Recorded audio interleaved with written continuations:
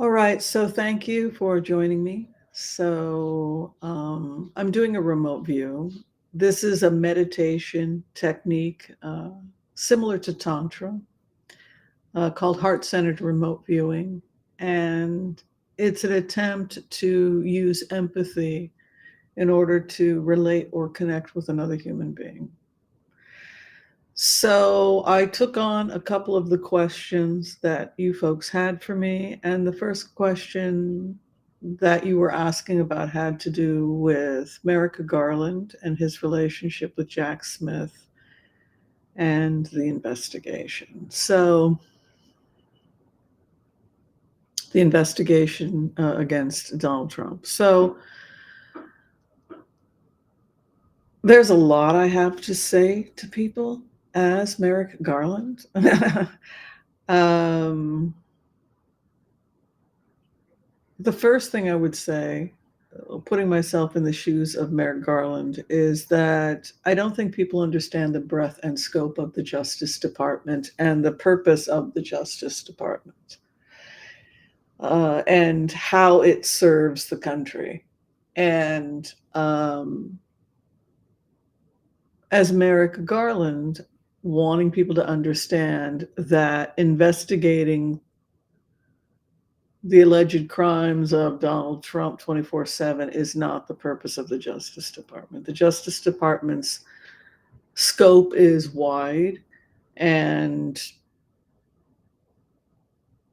corruption in business, you know, all kinds of corruption, business, corruption in government, right? So it's a very large department. This is the first thing we have to understand. The second thing he wants us to understand is the purpose of the department is not to solely investigate Donald Trump, that they have many things that they are doing.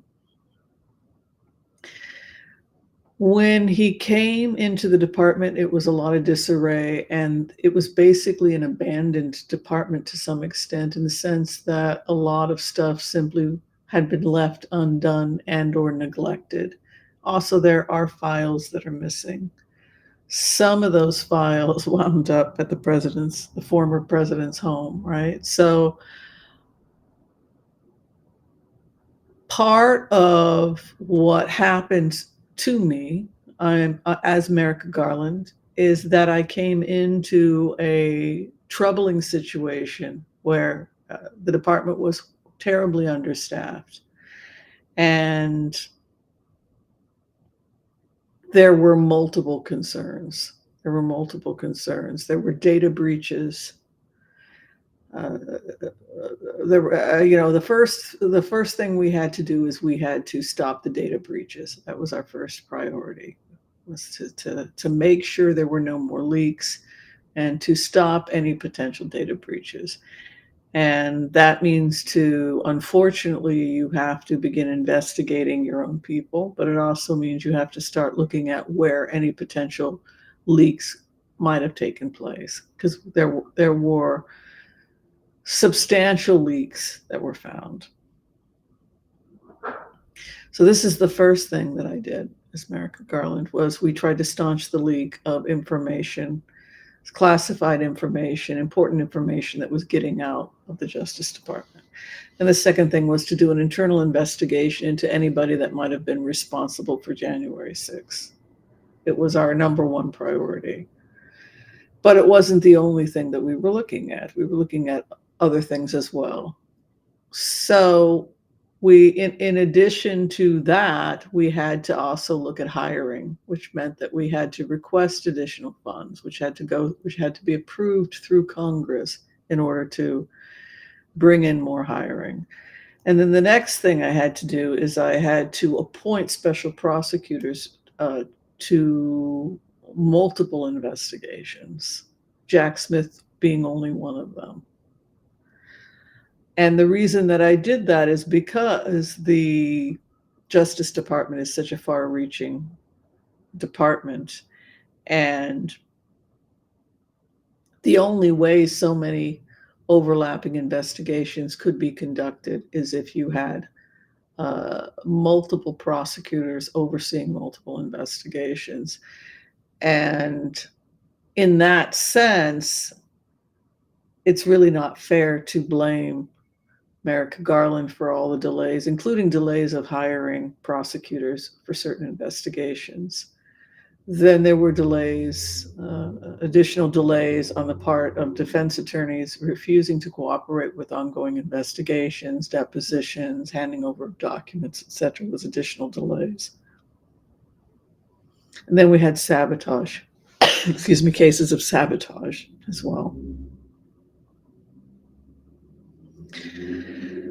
But the rate at which these investigations are going is determinant on the lead prosecutors overseeing those cases for the most part. So to put all of the blame on Merrick Garland is unfair and does not seem to understand the scope of the Justice Department and how much stuff that we are responsible for in the Justice Department that is not just about Donald Trump. So that is the feedback I get from him. So his job is to, appoint the necessary prosecutors that can move forward with these investigations, investigative prosecutors, etc.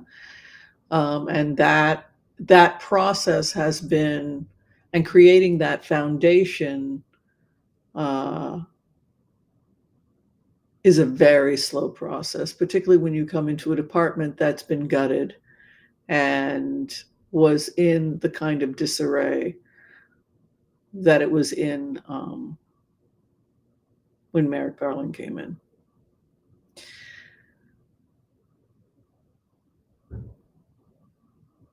But it's really up to Jack Smith at this point how quickly this goes, and it's been placed in Jack Smith's hands, and so it's been placed in competent hands. That's basically the feeling. The second remote I was asked to do had to do with the relationship between Joe Biden and Kamala Harris and whether or not, Joe Biden and Kamala Harris, and whether or not Joe Biden should step down or if it's too late now because it's already March and we didn't have a primary. And the people pushing for this are people who are concerned that Biden would win, right? It's not that they're worried about his age, it's that they know that he's going to win, and so they're trying to get us to have doubts about him because they know he's going to win, right? So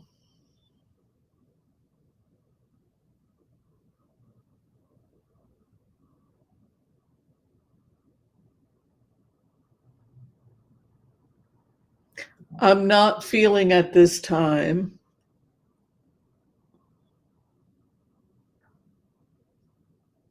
that that anyone close to the situation feels that there's a need for Biden to step down. There's no red flags or anything, and if there were red flags, it would be dealt with. Like somebody had asked, what was the relationship between Kamala and Joe Biden? I think very good. I think that it was a mentorship. I think that she was new to Washington, and he had been there for half his life, right? Practically. So it reminded me of my internship actually as a doctor. And look, listen, learn, right? And don't talk. You don't even get a chair when you're an intern, right? Just stand against the wall and you listen, watch, observe. You go get a pen if the doctor needs a pen, right? And so that's what I saw, and I think that that's okay that she had those years of mentoring. But now we're going into year 4, and so it's graduation time. So I think that she will work very, very hard at making sure Americans trust her. That's what I believe. And I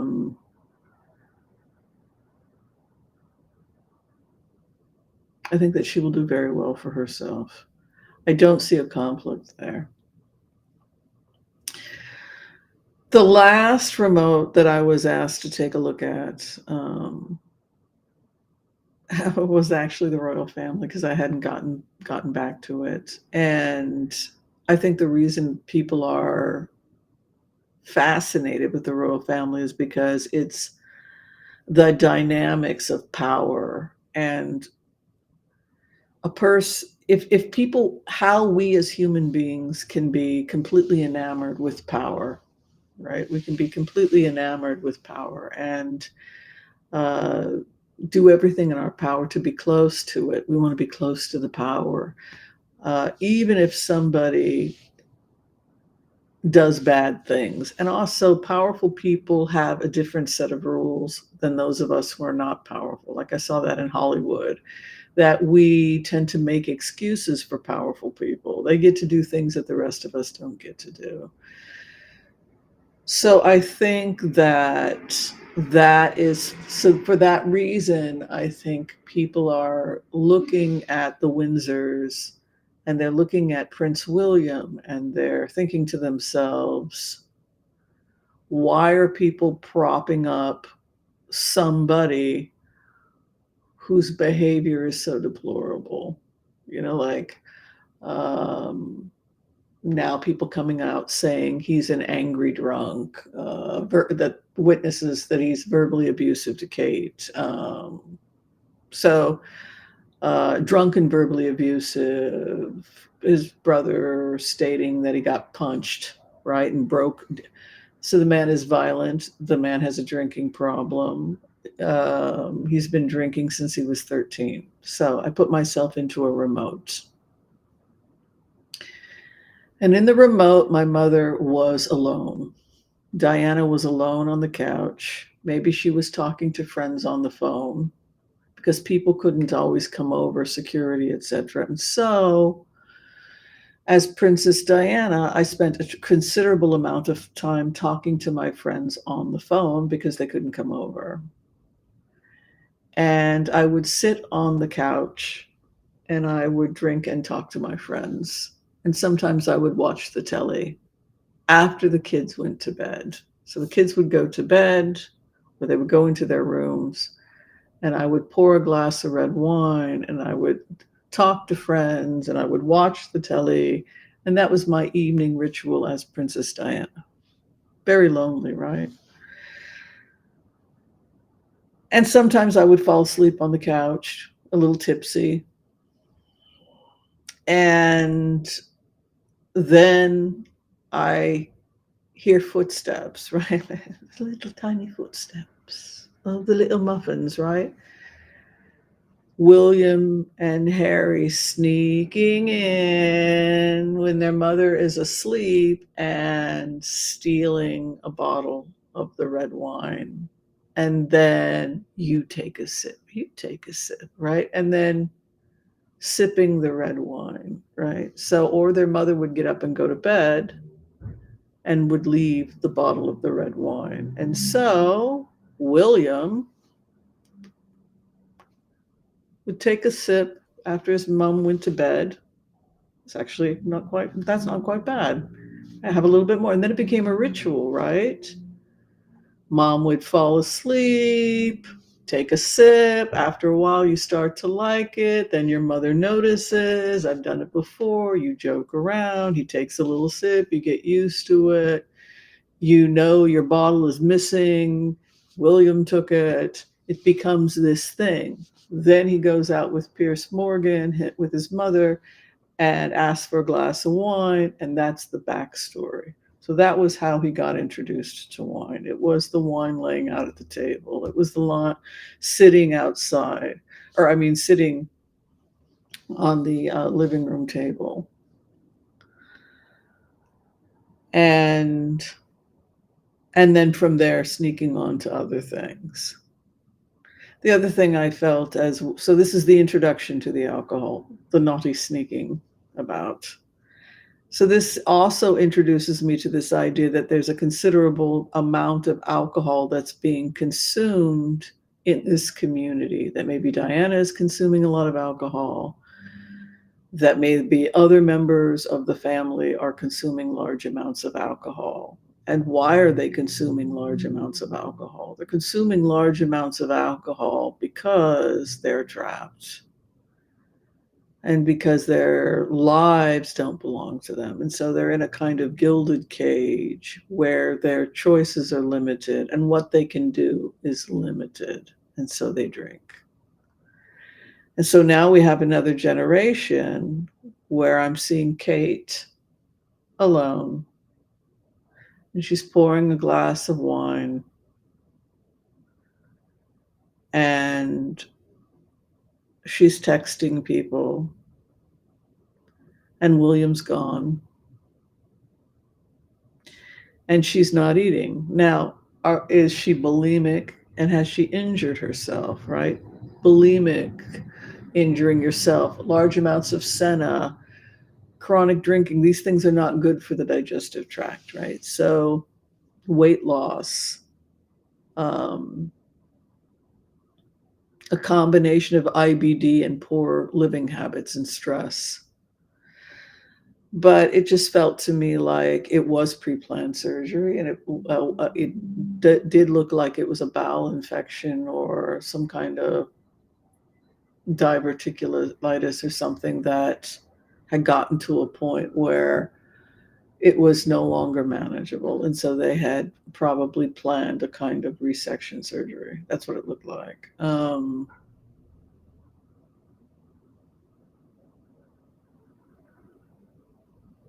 I didn't feel like I was dead as Kate.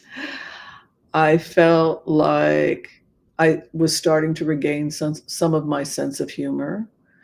Um, I started to think about things as a photographer, like what kind of image do I want to present? And that I thought it could be quite dramatic, you know, on my bed. Um, but there's really no good way to take that picture when you're recovering from something like this. And so that was kind of how I joked about it, was just me with my hair on my sick bed.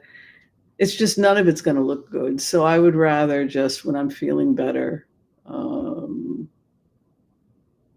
and when I'm feeling comfortable, I will talk about it. And the other thing is about body image. I felt as Kate, I felt like we need to have that conversation about body image and about how too much importance was placed on that. And um, I was too thin. Like, I feel like I want to say that publicly and that I'm going to be gaining a lot more weight now. Like, I feel like I might be on cortisol, that my face is going to get puffy. Like, I'm going to start getting a bit chubby as Kate, and that's good.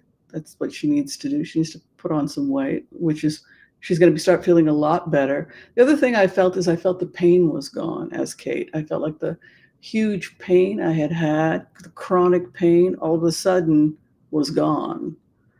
So as painful as resection was, there was this huge area of pain that was now gone. So I felt like whatever surgery, it was better. Um, in terms of her relationship with her husband,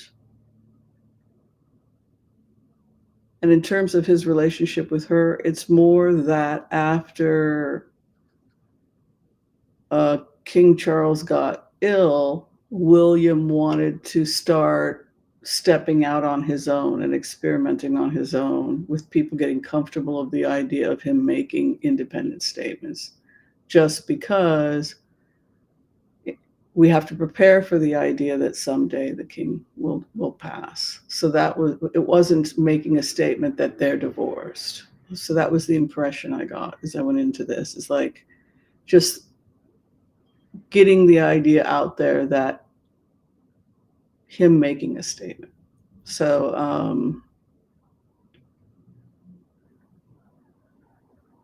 Yeah.